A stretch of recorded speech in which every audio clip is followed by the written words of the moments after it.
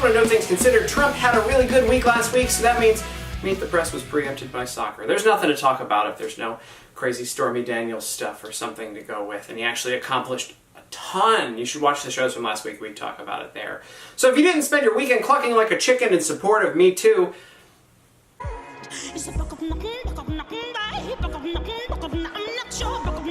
that was Israel that actually won Eurovision Song Contest with that. You were paying attention to the fact that the United States is moving their embassy in Israel to Jerusalem, the capital of Israel. It was such an important event that they beamed down Lieutenant Commander Data from the USS Enterprise, and he had these things to say about Donald Trump.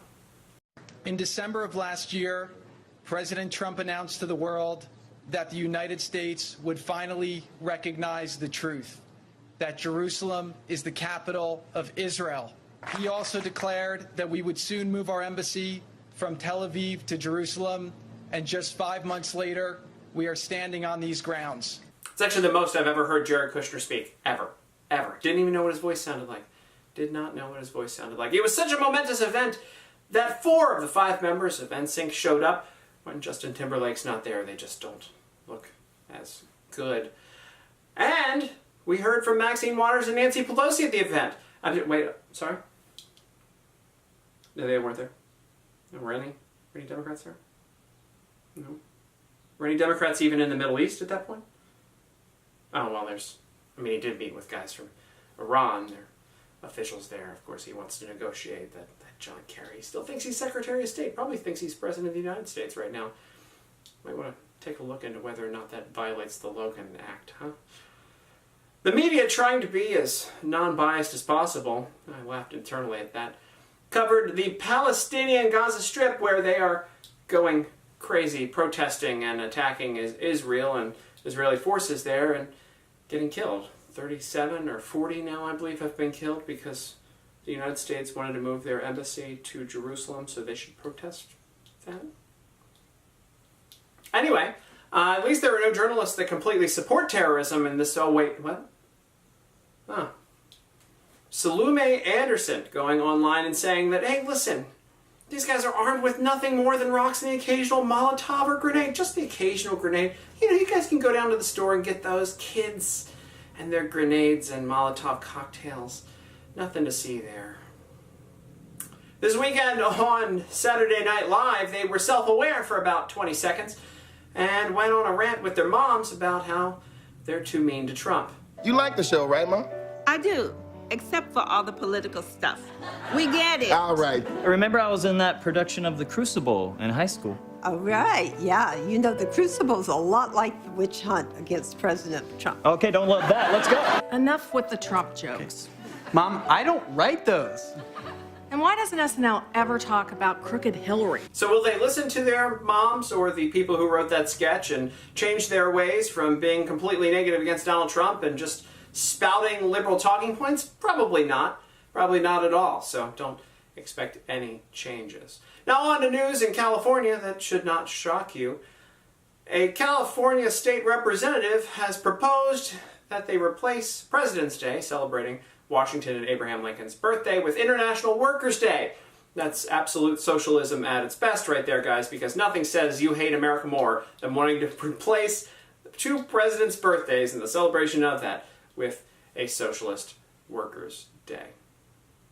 In case you wanted to know about Stormy Daniels this weekend, she's busy stripping, but her lawyer, Michael Avenatti, went online to, well, troll through YouTube videos to find people who kind of look like people and propagate conspiracy theories that Donald Trump was meeting with people from Qatar and everything else in Trump Tower. As if the media hasn't already combed through every single person who's ever visited Donald Trump in Trump Tower, Michael Avenatti thinks he's magically discovered something new. He's the new Louise Mensch. I don't know if you guys know who Louise Mensch is, but he is the new Louise Mensch. I want to put this full screen. This is West Yorkshire Police warning people who have been mocking them for a big drug bust. They claim to have had a big drug bust over the weekend. It was a very tiny amount of marijuana that they got. If you mock them online, they're going to prosecute you.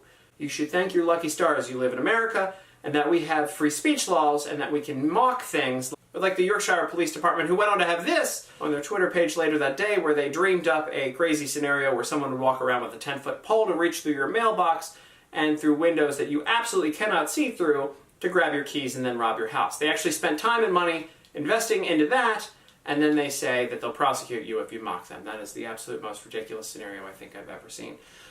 Going on more with London news, amidst all the stabbings and acid attacks in the streets of London, the mayor has combated this by going after fast food, because apparently kids are fat. You see, apparently he couldn't connect the fact that it's too violent in the streets for kids to go out and play in the streets. Instead, he needs to ban ads for fast food so the kids don't eat cheeseburgers, as if that's going to do anything, and as if the media coverage of that doesn't advertise for the food more. That's the brilliant mayor of London right there. And finally, George Bush last week tried to knock Donald Trump pulling out of the Iran nuclear deal by quoting Winston Churchill. Let's go ahead and throw that clip right now. America is indispensable for the world, and the dangers of isolation loom. The price of greatness is responsibilities. One cannot rise to be, in many ways, the leading community in the civilized world without being involved in its problems, without being convulsed by its agonies, and inspired by its causes. If this had been proved in the past as it had been, it will become indisputable in the future. People of the United States cannot escape world responsibility.